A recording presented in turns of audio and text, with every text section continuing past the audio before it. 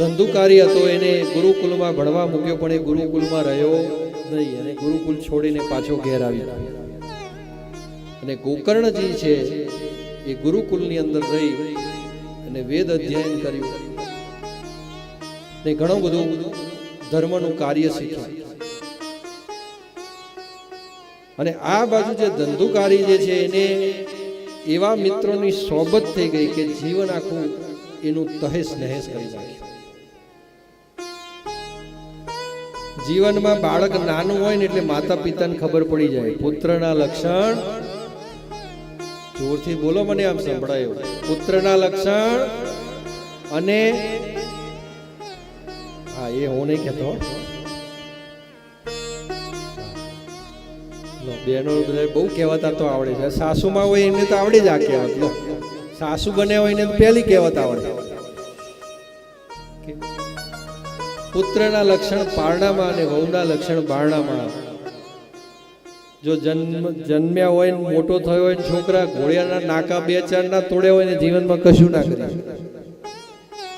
પણ જીવનમાં 2-4-5-7 નાકા તોડ્યા હોય ને એ છોકરો જીવનમાં કંઈક આવી કથાઓ બધાઓ કરાઈ શકે.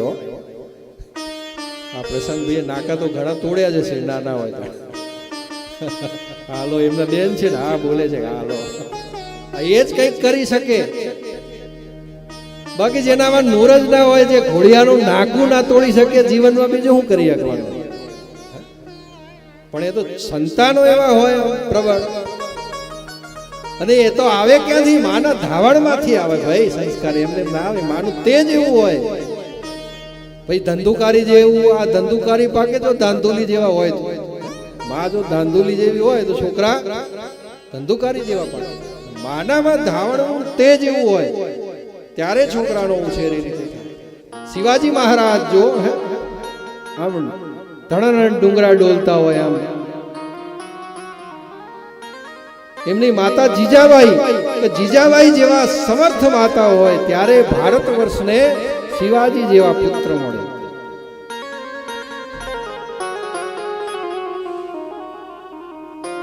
એટલે માતાનું બહુ મહત્વ છે. તો ગાય માતાનું તેજ છે. ગોકર્ણજી વેદનો અભ્યાસ કરવા માટે ચાલ્યા ગયા અને આ બાજુ ધંધુકારીની માતા કોણ હતી? તો ધાંધુલી હતી એમના બેન. તો એમને કેવી છળ કપટ વિદ્યા કરી.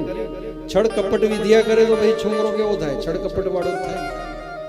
નાનપણથી બધાને હેરાન પરેશાન કરી, રંજાડે અને ગામમાં હાહાકાર મચાવી દીધો ધંધુકારી હતી.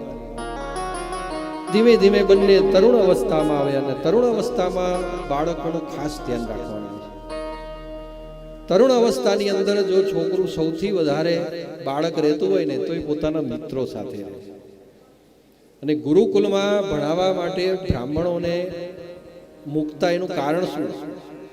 સંસ્કૃત પાઠશાળામાં મૂકવાનું કારણ શું? કે ત્યાં ગુરુજીના સાનિધ્યમાં હોય, ત્યાં સવાર સાંજ પાઠશાળાની અંદર વેદ મંત્રોનું આવર્તન થતું હોય, કંઈક શીખવા મળતું હોય અને બધા એક પ્રમાણેના હોય એટલે સંગ એવો લાગી જાય. પણ ગુરુકુલમાં પણ ઘણા વિદ્યાર્થીઓ એવા હોય કે આ વેદ ભણવાના બદલે આવા ધંધુકારી જેવા હોય, વિપરીત દિશામાં ચાલતા હોય, એવા બી મળે ઘણા. તો એ જે ગુરુકુલમાં બી ઘણા એવા વિદ્યાર્થીઓ જો ગુરુજીનું કહ્યું ના માને ને સારા સંગ દોષમાં ના રહે તો બગડતા હોય છે. અને તમે વિદ્યાભ્યાસ કરો, આ ના તમે જુઓ તમારું સંતાન નાનું હોય તો સૌથી વધારેમાં વધારે તો તમારી પાસે રહેશે, પણ જ્યારે વિદ્યાભ્યાસમાં મૂકો એ પછી સૌથી વધારે બહાર રહેવાનું છે.